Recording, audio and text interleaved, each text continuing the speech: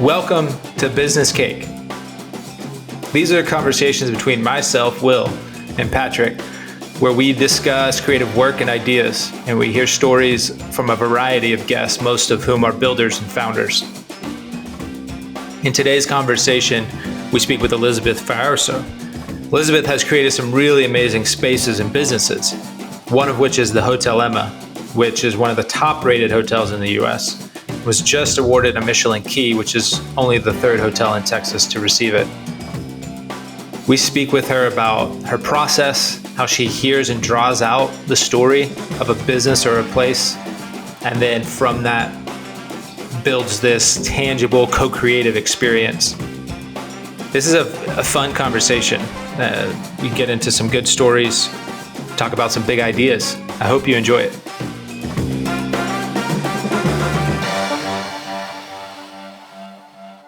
I was saying, so Elizabeth, we were just talking. Well, Patrick, just set it up with what Jad did, because then that'll give her context for what we were talking about. Okay, I'm not going to be able to communicate exactly everything I want to with this, Elizabeth, but this is my youngest son. His name is Jad, J-A-D. And this week, he set up his own store where he's selling crushed cans. And he saw his sister crushing these cans earlier in the week.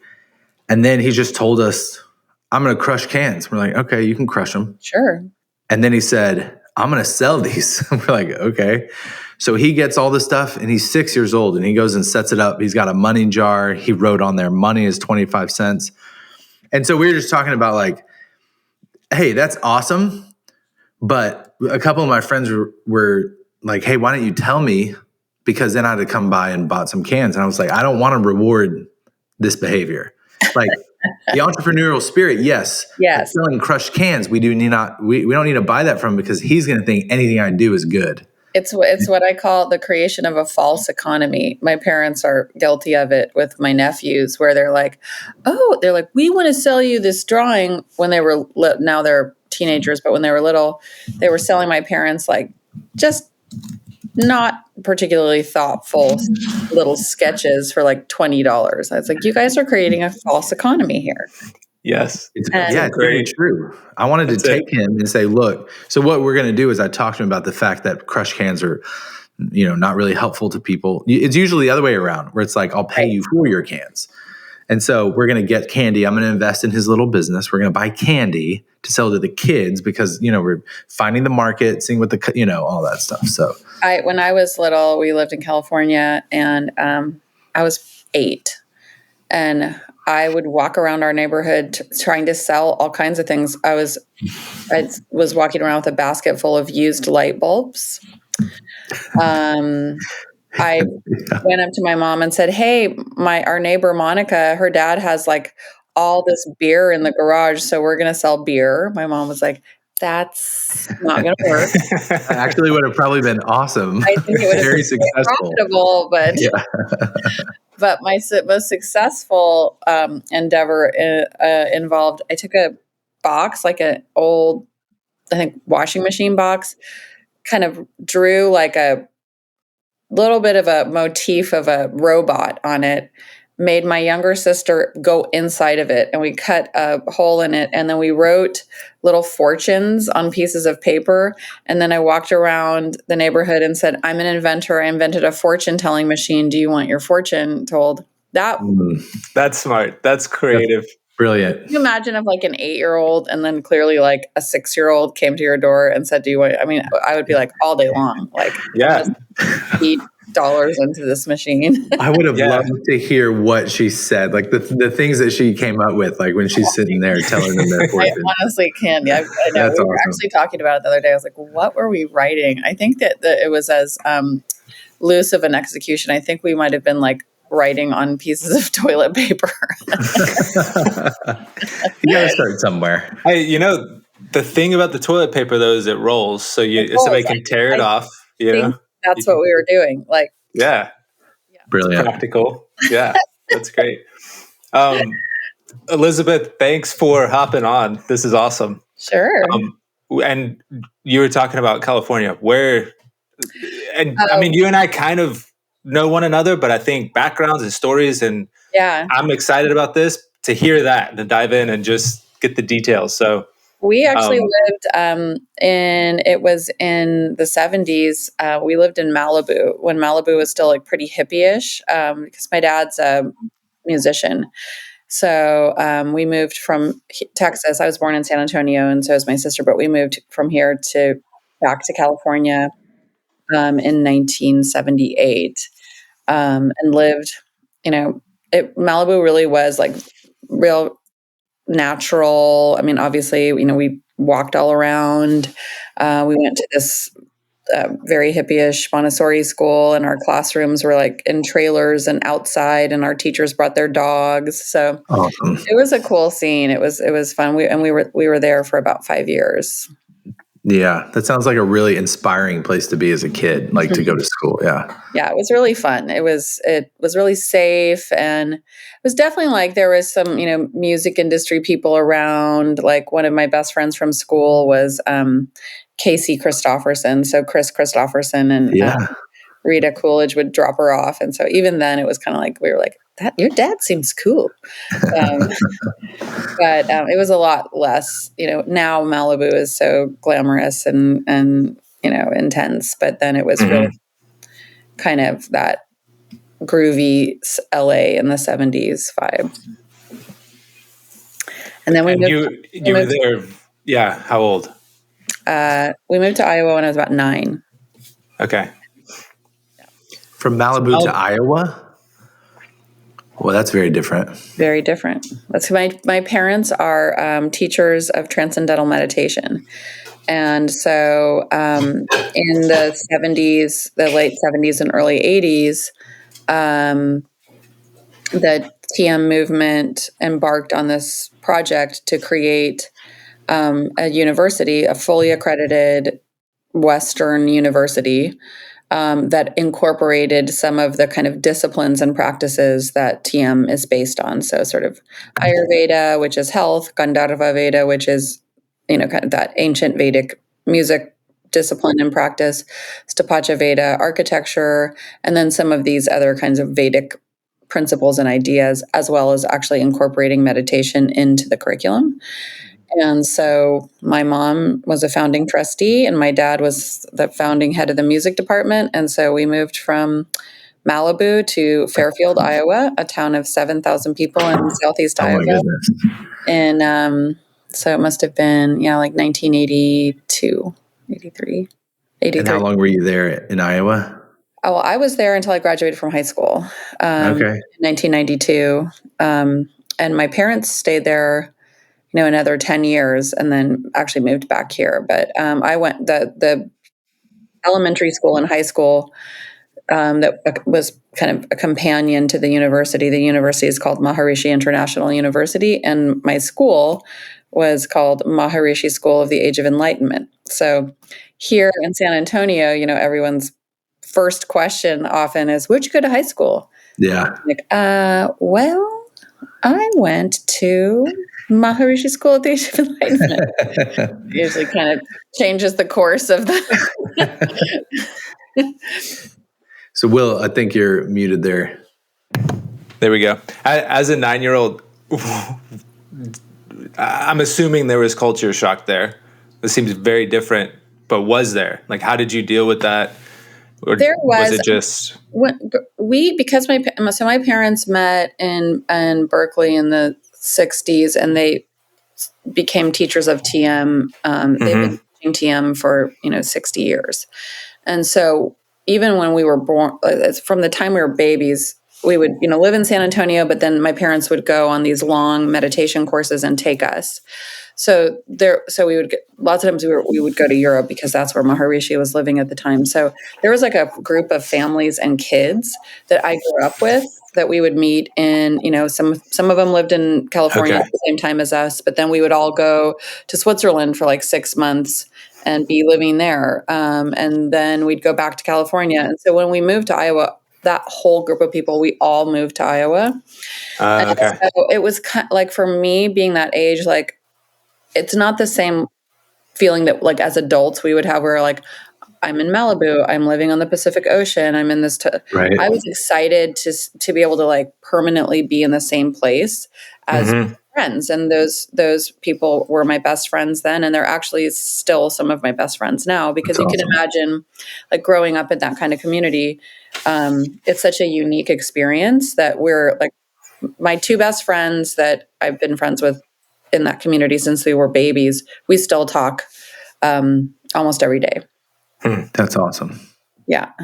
So Yeah, it's a real that- tight-knit, small community. Yeah. Yes. Yes. yes. So it was it was actually fun. It was like we all got to show up. Now there was definitely a culture shock of, when we were in California, even then, LA and Malibu was like being, meditating was not exceptional or weird. People are like, oh yeah, whether or not it's TM or something else or yoga, even then, that was a community that was exposed to that. The reason that the TM movement chose Iowa is because there was just this completely intact campus that had gone up for sale, and they were looking kind of all over the U.S. for the right place. But this campus was very affordable. It was actually a school that I think they'd lost their accreditation, so it's kind of a fire sale.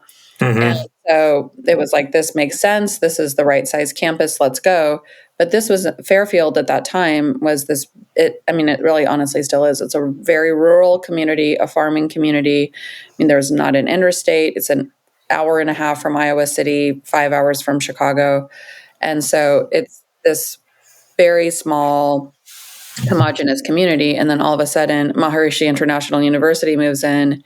I'd say 70% of the students, even at the gate, were international. So, students from Eastern Europe and India and Africa coming into the community. One of the first things that the TM movement did was actually build these very large domes, because this physical structure of a dome, according to Stapaceveda, is the ideal environment in which to meditate and transcend and have that experience. So they built these two domes. So it was like almost like a movie. Like the town was like, "What's going on?" Oh yeah. And like loose, like this is kind of weird. Yes. City folk versus rural folk.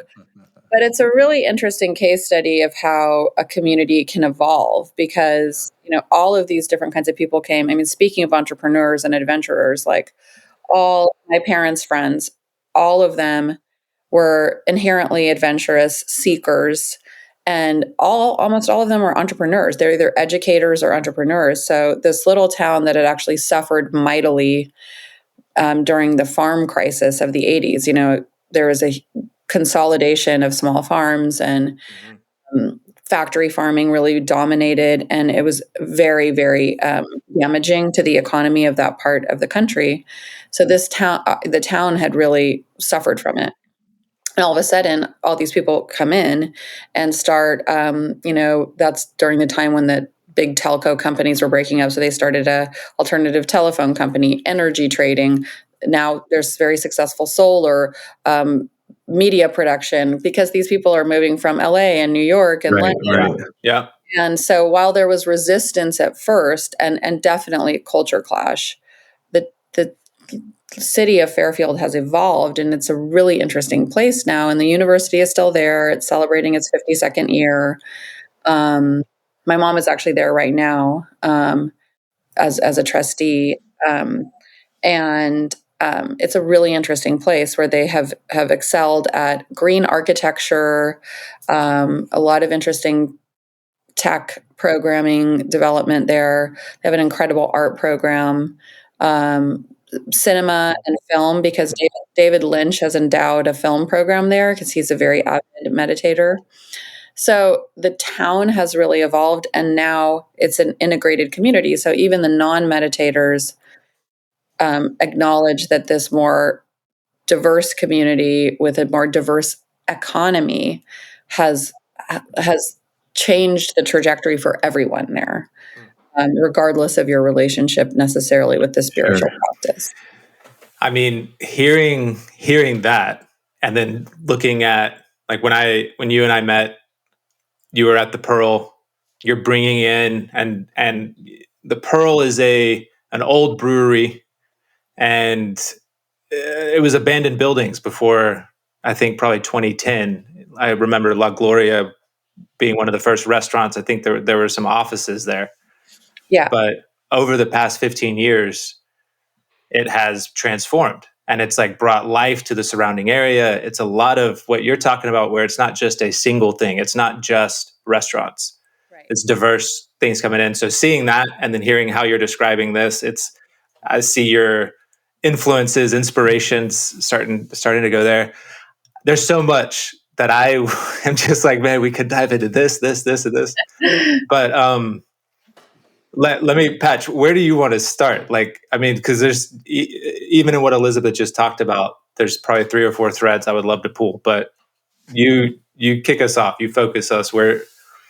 Well, I mean, one of the things that I was looking at on your website, Elizabeth, is your methodology of story, identity, talent, and experience. And so, I can take what you just said and kind of piece together in my head, but can you tell us what you see with that? Where did that come from? Well, it's interesting because, obviously growing up, I was exposed to a lot of diverse things and kind of saw on the front lines the way communities evolve, the way space influences our experience as human beings, the way we interface with culture, the way we interface with meaning. And I was a comparative religion major at Trinity because of that background. I wanted to find some taxonomies and some framework and some disciplines to kind of make sense of and think about my experience growing up. And I would say that's a lot of actually what I'm doing now. I worked as a management consultant on lots of different categories and throughout the US and in Mexico and in Europe. And I worked in advertising for years doing, market intelligence, consumer intelligence, and translating that into principles that would allow companies to develop products and evolve markets and relationships with customers. And then when I came to Pearl, ostensibly as marketing, what I really saw there was how do we evolve an environment and an ecosystem that connects with people in such a meaningful way that we co-create the next phase of a place that has been fallow. And our center city at that time was really, if you think about Broadway, the entire time I was at Trinity, Broadway was that part of Broadway was abandoned. It was. Yeah. And so at Pearl, in an environment like Pearl, which was inherently for the first 12 years there that I was there, I would say the first 8 years particularly was very, very entrepreneurial. And we were building something, and inventing and experimenting. And some of the experiments worked and some didn't. And I was wearing a lot of hats. I was involved in the master planning. I was involved in assembling the teams, whether it's architects, interior designers, artists, the co-creators in the form of the ground floor tenants with chefs and retailers and makers. How do we tell our story? How do we involve media? What kind of resources do we need to bring the story to life in a way that programming, huge strategic element there. And so when I decided to leave, it was one catalyst was that I really have identified that what I love is engaging with that design and that strategy and that process of practice of creation versus the next chapter, which is operating. Right. And I think part of the maturation process, I turned 50 and I said, okay, who do I want to be in my next grown-up phase? It's like, that's what I'm passionate about versus being an operator. And I had to come to terms with that because I was so attached to this thing I'd been involved in creating, but realized my passion is not in operating, it's creating. And I also had that kind of hunger and desire to try this in other environments. Pearl is a very explicit environment because there's one single shareholder and owner, and the vision is definitely a co-creation with what that owner cares about. But what does it look like in other environments, budget and strain environments where where it's a municipal environment, a public environment, where it's serving lots of different kinds of markets and different kinds of consumers. And so I really kind of was dwelling in what are the disciplines that were at work that I was bringing to the table, that my peers and co-creators were bringing to the table, that allowed us to bring something into the world that was valuable, meaningful, and loved and used by our community. Right. And so you can sometimes, things are through a course of trying and learning and trying and learning. Sometimes it's good luck, and sometimes it's discipline. And so I was observing, what are the disciplines that prejudice success, that prejudice efficacy, and how can I sort of abstract that discipline to be meaningful and effective regardless of the conditions of the site or the project. Okay. So that basically it works flexibly. And so that's where the idea of, okay, what is the starting with the story and the vision, I would say that is actually the key discipline, because it's the part that somehow our society and our community feels like that's the soft part. Right. And we leap over it to get into action. And when we under attend to that, or rush it, or don't treat it like a discipline, then the action very often is either chaotic, it shrinks what we're trying to do, and then I always say to my clients now, it's like, what my goal is with you is that when we stand in this place that we're creating, that you have that shock of recognition. Yes, this is what we intended to do. Mm-hmm. And that is very rare, actually. So often you stand there and you say, either this is completely unrecognizable, we didn't get there at all, or the compromises we made to get there are so foundational that it has changed the course of the thing unintentionally. And then we have something where we're like, well, what is this? And I see that all the time when you don't have that discipline of story, that the weight of it doesn't ground the whole thing. And so that's where I really thought about what's this discipline, and we have an instinct about it as human beings. I mean, that's think about what do we respond to? We respond to story. It's how we understand ourselves. It's how we understand the trajectory of our lives. It's how we understand our relationship with spirituality. And yet somehow when we're working on these practical projects, when we kind of grow up and start working in this way, it's like, well, that's the soft stuff. That's the creative. Right. That's, or even it comes at the end. Like, well, once we get to the end, we're going to start working on sales, marketing. Then we'll, come with a logo, and we'll turn the sales team loose on it. A great book I would recommend to y'all is called How Big Things Get Done. Okay. I'll tell you that I'm recommending it. Brent Fleiberg and Dan Gardner. Yep. Yes. I'm sure I mispronounced his name. Yes. Yeah, Brit. He's Danish. He's a Danish economist and expert, and it's this extraordinary compilation of looking at projects of almost every scale you can imagine, from like a kitchen renovation in Brooklyn to, the construction of nuclear power plants, or like the catastrophic Caltrans intrastate rail project. Okay. And he really is identifying those things, that what are the things that fundamentally allow a project to arrive at its destination, not just on time and on budget, but what he talks about most profoundly is as intended. Yeah. Interesting. And how can it arrive as intended when we don't even language what we intend? Mm-hmm.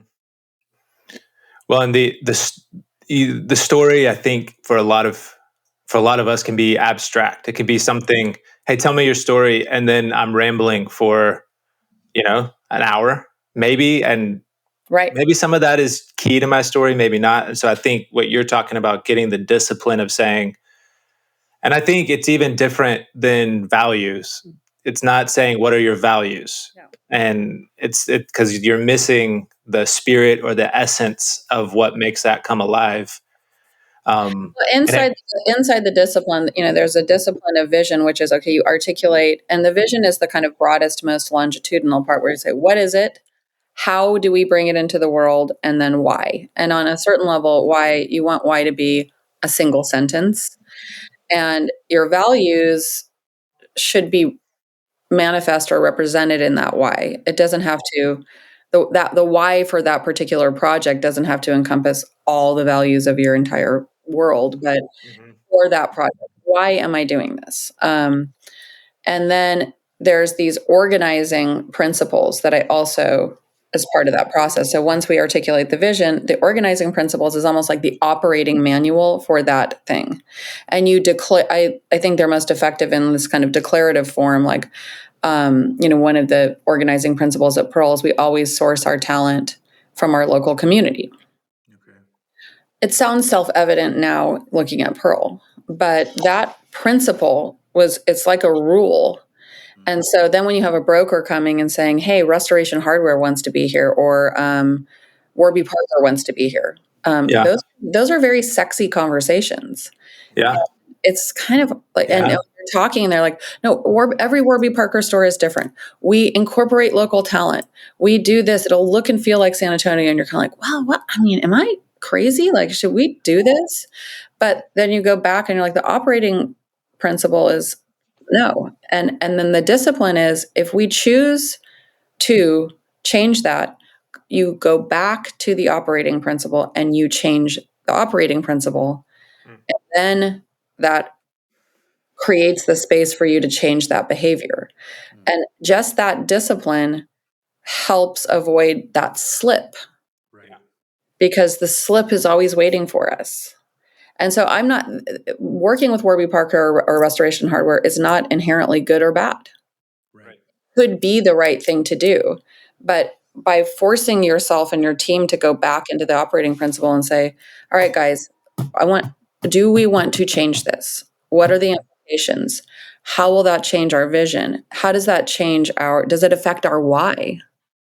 And then sometimes you can. I mean, that's the thing. At the end of the day, we're the author of it. So there's no inherent value judgment if you change it, but the discipline forces you to engage with it seriously. Patch, I'm going to throw it to you because it reminds me similarly, I don't know if this is a good connection or not, to the FCS when y'all were when you were there and the process that they had. I'll let you explain what that was, but going into a community and the dignity piece of being able to work with them, it's like that's kind of, there's an integrity that's needed where you've got a line there. There's a dignity that you're seeing in Elizabeth, and the spaces you're creating, you're finding that. You're saying, what's here? And now how do we build around this? You're not coming in and saying, hey, we're going to turn this around economically. Let's bring in a Restoration Hardware. Let's bring in, everything's open. We can do anything. You're trying to say, no, what are you about? What do you need? And that is hard. It's hard to do. But I don't know if that's a good connection or not, Patch, but. Sure. I mean, I'll make it. It's more like asset-based community development, what they're focused on, and definitely including, like when you go into a situation, you're not telling, but you're listening. They start with that, and so many times, charity work or nonprofit work is this mission-driven individual or team that decides what's going to be imposed on others. And so I think it's very specific. I think one of the interesting things, though, to talk about is the keeping the alignment between the operating principles and what you actually do, because everybody is guilty of, whether they're core values or whatever, like not keeping the alignment tight. And that tension has to be really tight, because if you want to end up where you're going, which is really hard to do, yes, that is going to be key to it. And so I think if your principle is to tell people what you're going to do and be prescriptive, or if it's to listen, define it and then stick to it, so at least people know like what they're getting with. Well, and also to include the community of people part of the process too is defining who are your stakeholders, who are you, and I use the word co-creating, which is, it's kind of buzzwordy, but it's also like, it's a technical term to me, because you're co-creating. That's the thing about creating a place, a place like Pearl, versus just a product. And, that was a really intentional thing for me when I spent so much time when I was in advertising, working with consumer packaged goods, and because those are the biggest advertisers in the world, right? So if you work in any sizable agency, you're going to work on CPG. And with CPG, it truly is a product, because my CPG friends might not love me saying this, but I mean, if we think about the way we interact with toothpaste as an example, very hard for us as end users to actually really define the characteristic of that product one between the other. It's the brand. It's the brand that tells us that. So the brand is like airtight. It's not a co-creation, because I'm not co-creating it back to the brand. I'm using a product. Mm-hmm. And so that brand language and the approach to that, I mean, it's a very unidirectional narrative that basically the value is created when I'm standing at that shelf or I'm on that website and I choose that product versus this. A co-creation of a place, it's so much more organic, because the value happens through complex use over time, again and again and again, in an almost unimaginably diverse series of circumstances between a human being living their life and a place that's going to show up as like a fingerprint uniquely to each person. Right. And so if that brand is airtight, it takes all the oxygen out of that relationship. And so how do you have discipline in the development of that place and that site and that brand? So there is a distinction. So there's a sense of place, but it has enough room that you're literally, if you feel like my relationship with Pearl, or my relationship with Southtown and King William, or my relationship with, the Lower East Side in New York is this. And then your relationship, Will, or your relationship, Patch, there's enough room for you guys to have a completely different kind of relationship, but it's meaningful to all of us. But it's also coherent, so that if you said, what are the characteristics that you value at Pearl, or you value in King William, or you value in South Congress, or Lower East Side, there are threads through that are identifiable, that make that place look, feel, and show up to us as distinct. And so that's more complex. And that's a lot actually of what this discipline is about, which is where you have a consistency, a character, a story that shows up, but that that it has enough room in it for us to reinvent it, for it to be, it's alive, versus a product relationship is flat. Mm-hmm. When it takes longer, it's more complex. You have to include people, and disciplines to me are things that are practiced, so it's like we continue to do them, we're trained by them, and over time. And it's always complex. It never it doesn't get less complex. It stays complex. Like the discipline. That's probably why people don't want to do it, though, because Totally. It's harder. And I think what I'm seeing, though, is really interesting, is with so many real estate developers and owners and operators, is that people are realizing now, because of a couple of major things that have happened, with COVID, remote work, with the new generations coming up and saying, I'm making decisions about my life based on my values and what I'm seeking as a human being. And I think what the case that got revealed during COVID is, I have a lot more latitude as an individual about how I make those decisions, and fundamentally how I survive and support myself, than the way we have been conducting ourselves previously. Okay. And the kind of en masse realization of that, the way it showed up all at the same time for the majority of human beings, has fundamentally changed our relationship with the way that we make decisions about where we're going to go with our bodies. Yes. And so that's where to me, the office crisis, it's not just as simple as, oh, now I know I can work from home, or we have these tools that work pretty well. It's fundamentally, it's like a different philosophy about my agency in the world and what guides me and the power that we have. And so now it's like, do I want to go into the office? Do I want to go to that neighborhood? Do I want to go to the city center? Do I care about being around these people that I work with each day? Not because I'm forced to, or I feel like I'll be punished if I don't, but do I want to? Do I value it? And so then the real estate world is saying, okay, what we've done in the past is actually not working now. It doesn't work anymore. Yes. We have to do this differently. We have to compel and invite at a different level Yes. because the power balance has actually shifted. Well, and it's a long battle between these corporations and the real estate whole, and then the people who are saying this is, what we're interested in. It takes a long time, years for these things to play out. But at the end of the day, and it's deceptively simple, and that's why that I say creating places that matter. At the end of the day, if people don't go to a place and use it, it has absolutely no value. That's good. Yeah. None. Well, so one of the things that I had the pleasure of doing over the last few years was building a coffee shop here in our local small town. I mean, it's not big, maybe 30,000 people. And there was coffee shop tries and they moved on, subsequently. And we didn't try to start a coffee shop. We tried to start a roastery and it was good. But then since the other coffee shop closed, people were like, they came to us like, hey, you can't roast coffee and not serve it. We want a place. Right. And so when we started, we kept it simple. We didn't try to define everything about who we are as this coffee shop. It's kind of like, well, this belongs to the community in a sense, like it is our business, right? But I let them, the people, define a lot of what it is. And I think what's been really cool about it is the identity of our shop is so ingrained with the customer base.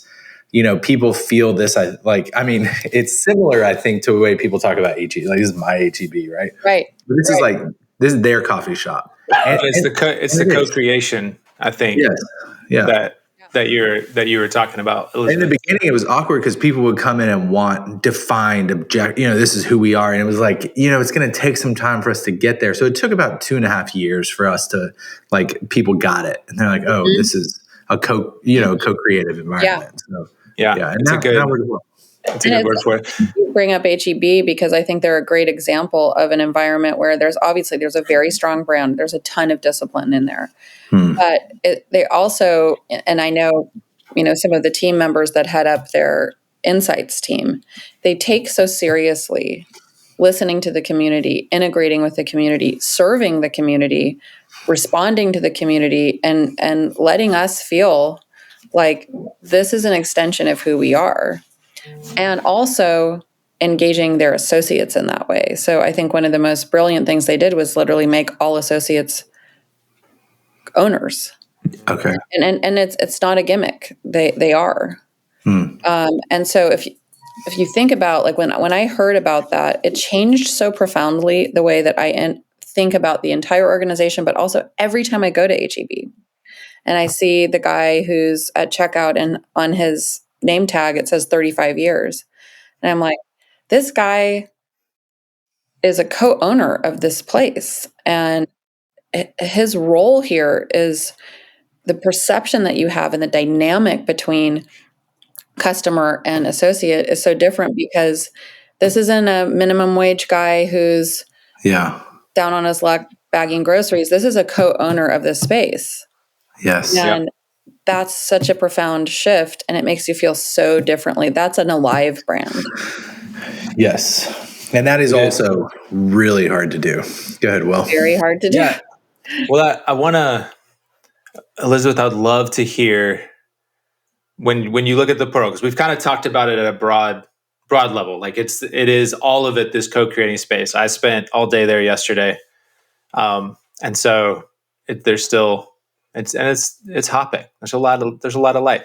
But if you were to pick one of those projects, I guess, to just talk about, I mean, I know there's a couple of the flagship ones. So maybe, I don't know if Pullman or Emma or what, but like, could you just walk us briefly through that and what it took to take something abstract that is this like ethereal thing, but then actually flesh it out to an experience?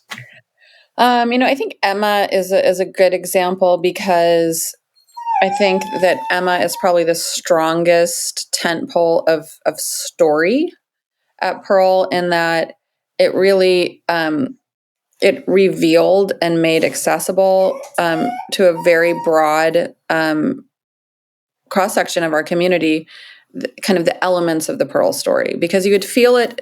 You'd feel it kind of in a material way throughout, the reuse of a lot of the brewery equipment, as planters and as bollards and as different elements. So you feel this fabric throughout, but there wasn't an explicit telling of story, which was intentional because we didn't want it to feel didactic or like Disney World. Right. But I think when Emma opened, the story really kind of lit up and came to life. And that process was really interesting. So when we went through the process of defining sorry, my dog is crying. I'm going to put him on my lap so he doesn't, Hey, puppy. Get too mad. But we were trying to think, well, what should this be? This could be multifamily. This could be really cool, wild office space. This could be a museum. And we settled on a hotel for a number of reasons. It was very strategic in that, there's this idea that, hotels used to be the great gathering place of cities. That's where the best restaurant was. That was kind of that helped define a city as a place to be. And, San Antonio has a history of having really great historic hotels, and that's coming back too. You said the St. Anthony, Winter, and the Minger.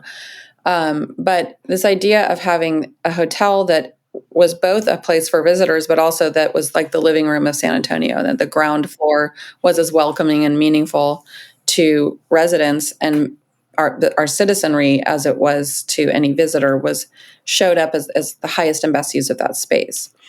And then the challenge is, well, what story are we telling here? What orients this? And we didn't want it to just feel like ye old brewery, kind of abstractly riffing on brewery lore. And so part of my practice at Pearl was like that's why on my site, I talk about the archaeology and the anthropology. And that really came directly from the Pearl experience.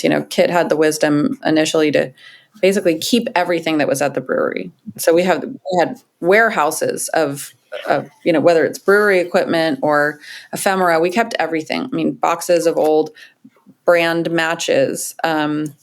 We had, all this stuff was just sitting there when it in piles in okay. warehouses. And so I hired an archivist, and we researched the best kind of tech to use. We used a product called Cumulus that actually a lot of libraries and museums use. And we spent 3 years archiving all of this stuff. Oh my goodness. Wow. From the giant, bottling machines and hoppers down to literally matchbooks and pens. And, Pearl as a brand, as a beer brand, was extremely integrated into the community. And they really understood how to talk Texas. And so they had all these kinds of cool things like calendars that showed, when are the redfish running in the coast, and deer. They marked all these things because that's when you want a beer, right? When you're going fishing, when you're going hunting. Yeah. I mean, we just had an extraordinary amount of. I mean, in an old drawer I opened, I found a mineral rights deed for a mine in Utah that Emma Kaler had bought after Otto died. That was signed by Teddy Roosevelt, who at that time was Minister of the Interior. Oh my gosh! It was a treasure hunt. It was crazy. So we went through all of this stuff. We categorized it. We actually created a taxonomy of language. Because we found all these clues of what the old timers and the brewers called parts of the brewery. And then identified all these different stories: Otto's story, Emma's story, all the different brewmeisters, different people that were managers and CEOs, and decided the story that is the most powerful story, that actually is the through line of the brewery and kind of represents the spirit of it, is Emma, because she was this underestimated character when Otto was alive, and then took over the brewery in 1914 before women could vote, before women could own property in Texas without formally co-own it with a man. She ran it through Prohibition, didn't lose a single employee, super entrepreneurial. I mean, that's when they started. We have all this stuff so if you go into Emma and you look in the cabinets in the lobby, the Alamo Foods Company, she had started an ice cream brand, Ice, all of these NA beverages, Lime Rickeys and ginger ale and all this stuff. You can see part of it in the lobby. She was inventive. She was grounded in San Antonio. She put her own money into the brewery to keep it running all throughout Prohibition. And then after Prohibition is when it really surged and became one of the top breweries in the US because of that. So we kind of abstracted that story to these principles. Like, that's what we actually want to exemplify and we want to bring forward through the telling of this story and the honoring of this chapter. And then from that, we actually translated that into design principles. So this idea of San Antonio's living room, this idea that we wanted Emma to be a place where we as South Texans felt a shock of recognition. Like, this feels like us. This feels like our unique, nuanced culture that is often kind of stereotyped, reduced to a joke, misunderstood, or just glossed over completely. So we wanted to feel a shock of recognition to us, but also to visitors, to invite you in to such a degree that design principle was, I want you to feel like you're staying in the well-appointed home of your most interesting friend. And if you think about that, and I think there's a lot of parallels between San Antonio and New Orleans. And like, if you go to New Orleans, you don't know anyone, you stay in the on near Bourbon Street, you're going to have this very compressed, flattened experience that's a stereotype of New Orleans. Yeah. You go to New Orleans, you stay with a family from New Orleans, in Uptown, in the Marigny, in the Garden District, and you enter into their world, you realize this is the most complex, beautiful, amazing place. I could come here 100 times and not understand it. Yeah. And I think San Antonio is the same way. And so that was part of the desire of the intention of Emma, was to dimensionalize our city to the world, so that not only does it benefit Emma and Pearl, but it also becomes a catalyst for people thinking about, for people living to experience what's here, the art, the contemporary art world, music, food that was fully here and fully realized before Pearl. Pearl didn't invent that or bring that. I think Pearl made it more visible, because that's the story that Pearl is telling. Not just about Pearl itself, but about our whole culture and environment here. And Yes. so then that became the intention of how we made all our Emma decisions. So like the mini bar, we called it the Ice Box. And we said, everything in here is going to be of local creation, to tell that story. Okay. And then when you drop it all the way down to the operating level, we said, we're not going to treat the Ice Box like a profit center. We're going to treat it like a marketing expense. Okay. So we can take the pressure off of it, instead of saying, okay, I'm tweaking. You know what sells? Diet Coke and peanut M&Ms. Right. And that's true. Talk to anybody in the hotel world, if you want to make money in a mini bar, it's liquor, Diet Coke, and peanut M&Ms at every hotel. Yeah. But that's incremental revenue that you sacrifice that story moment for incremental revenue. And so it was more important to us to use that as a space to tell story. Now it's become profitable because it's become so integral, and you almost create a new behavior on the part of your end user, because it's compelling, it's inviting, it's an adventure, but you also have to kind of train that behavior and give it the time. So that's just an example of how the story became a principle, became enacted into operations. Well, and it's obviously exceptionally done. I think Emma was just awarded a Michelin Key, and it's one of, I don't know how many there are in Texas, but it's maybe three. There's three. Yeah, and it's one of the three, and then it's one of the top hotels in the nation. So it's like, I think that is worth celebrating because of the discipline, the dedication, you guys doing that, adhering, Patrick, to the tension we were talking about, the organizing principle, but also out there. And Elizabeth, your team, y'all stayed with it. And I mean, it's amazing. It's a truly, I haven't stayed there yet. I will one day. But you've been in there this as distillery part of the takes living off. room of your city. You've been there. I've been in there Yeah. tons of times. I've eaten at the restaurants, like you're talking about, the supper. I've been to the Sternworth, the bar. I mean, it's like you can experience it and be part of it without sleeping in the bed, which is right. Yeah. And that was so core to us, is that, and that's a very strong operational challenge. If you talk to the team to say this is a 5-star, 5-diamond hotel that has very specific service requirements to stay 5-diamond, and yet we're allowing, families from the farmer's market with 2 strollers and 3 dogs to come in. guys like Will in there. That's crazy. Any and all of us to come in, but that's part of the magic too. Yeah. That I think that something that we underestimate is how much, when you travel, you want to feel like you are in a place and you understand the culture. And I don't want total uniformity. And you see the biggest hotel brands now, their biggest investment space is in boutique hotels. That's where they're acquiring all these unique brands.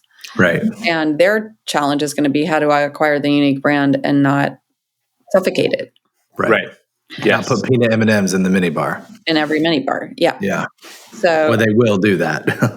It's interesting. I'm curious to see, because there's such again, pressure from, it's the end user who at the end of the day defines it. And as long as the end user continues to prefer that, 10-1, then that practice will show up in process and product.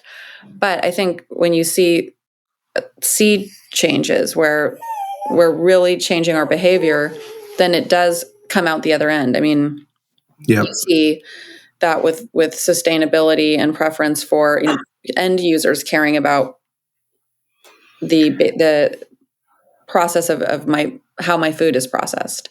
Yes. That's become so ubiquitous and common that Walmart is one of the top leaders in thinking about sustainability, because they understand 2 steps forward.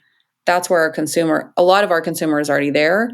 Our consumer is going to be there at a much higher degree, even 10 years from now. And we have to become a player in the sustainability market in order to actually have enough product and the right product to fulfill that demand. Yes. So that preference of the end user has pushed the richest retailer in the world into a behavior that they wouldn't choose just use it. Right. They choose to survive. Yep. And I think in the situation of the peanut M&Ms, some of it is where you're telling the end user, this is what you're getting here. If you want that, you can bring it in, but now their expectation is they're not getting the experience that they get everywhere else. It's a new thing to them. And so that curiosity that they get of like, what do you get when you open the mini bar, the door? Yeah. It's exciting. And it's taking, and this is always a watch I have too about consumer research, is that lots of times if you ask someone explicitly, what do you want? In lots of different categories, we don't have the distinctions to articulate that. If you asked a guest, what do you want in the minibar? They're not going to say, oh, I want locally sourced things that tell the story of this and kind of stimulate my senses. What's a better question? A better question, and I, especially around place, I was like, what are the things that what are the experiences you've had in relation to food and drink that have created the strongest, most meaningful memory for you in your life? That's a good question.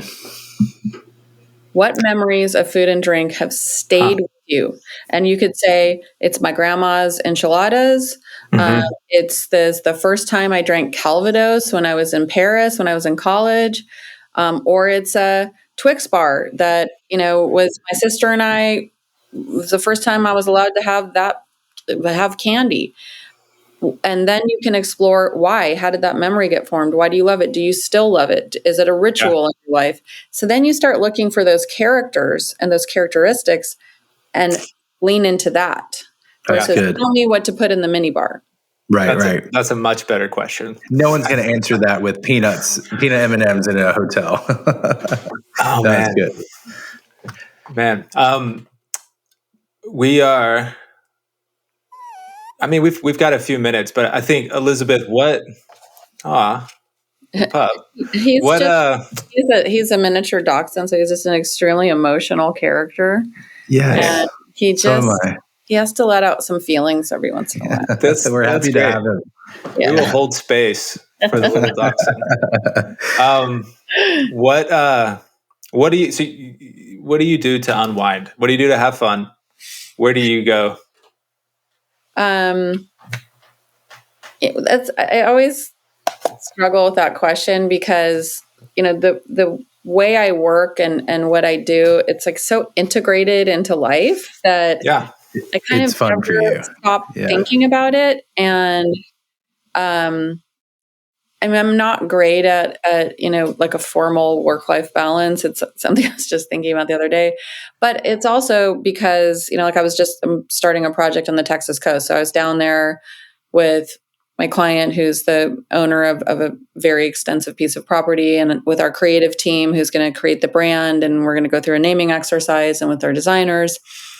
And, just being there and thinking about kind of what are we going to create and what story are we going to tell, and walking the site and being in nature. And then I just organized this tour of meaningful historic places in that community and in other communities. I mean, I would almost say that to me is so fun and so generative that I don't need to unwind from it. And I feel like the applicability of what I do to unwind, which is, I'm the daughter of a musician. I love music. I love listening to music.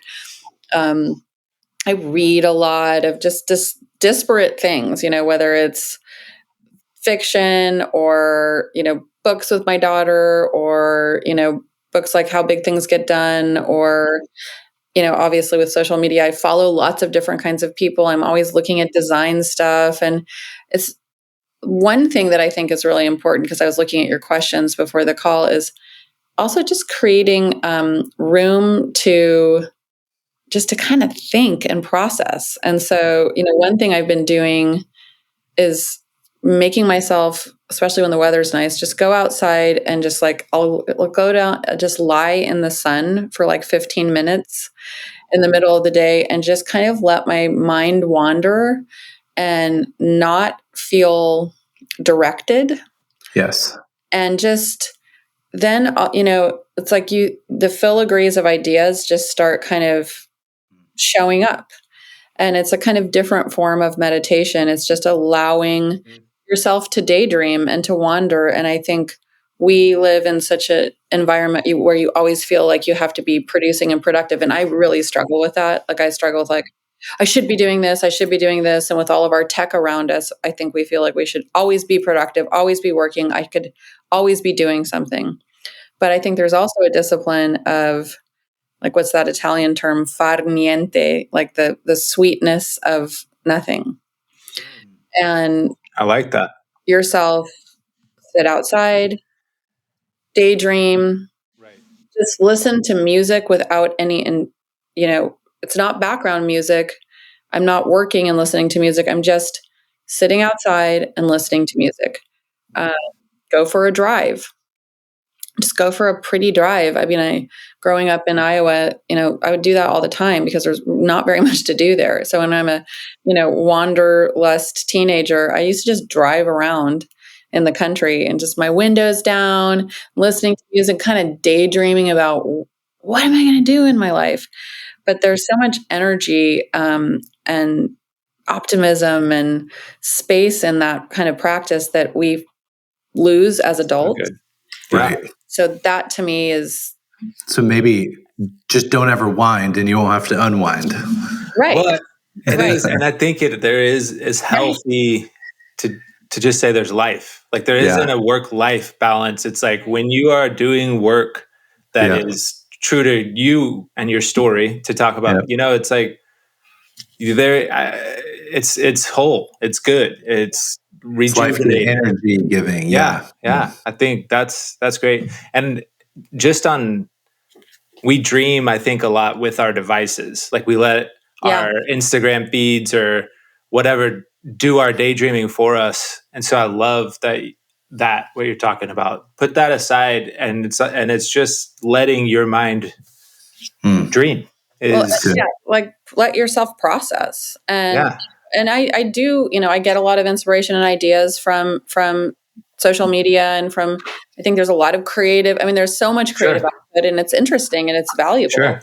But it's almost like, well, then, but how do I process it? Where do I process it? And give yourself the room to do that. And I think traveling, even in modest ways, like that's been one of the most fun things that's happened since I left Pearls. I'm working on projects all throughout Texas. And a lot of times I'm driving because I like to drive, and B, it's actually usually more efficient, but just driving around and seeing little towns and neighborhoods and all these places, and just kind of treating everything with the same curiosity and respect that we would treat as if I'm going to Rome. Like, what is the story here in this little town? And look at this little piece of architecture, or this little moment on this corner, how this showed up. And if you have that lens, then everything shows up as worthy of story and is interesting.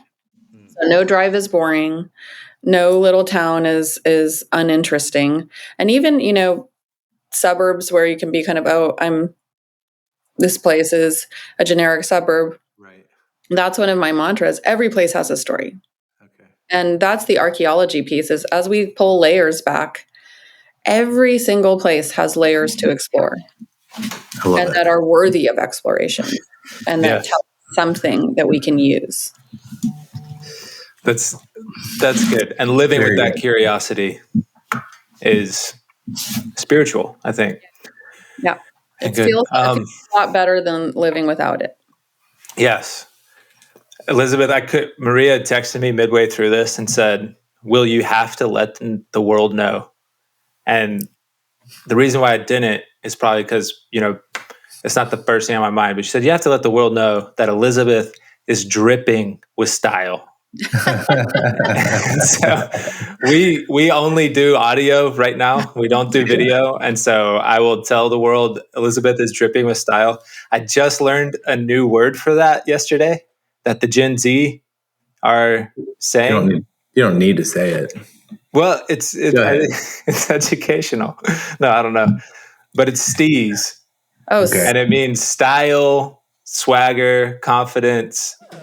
And but anyways, I'll take there it. You go. I'll tell my daughter someone said I have steez. You got steez. Mom, don't say that. Exactly. Yeah. But no, thank you. I really enjoyed this. I've taken so many notes, Elizabeth, from the creation of a false economy. Sometimes it's good luck. Sometimes it's discipline. Sweetness of doing nothing. I have so much to go lie in the grass and let the sun help me think about. Awesome. I love talking to you guys too. This is so fun. Business Cake is produced by Sound Ops.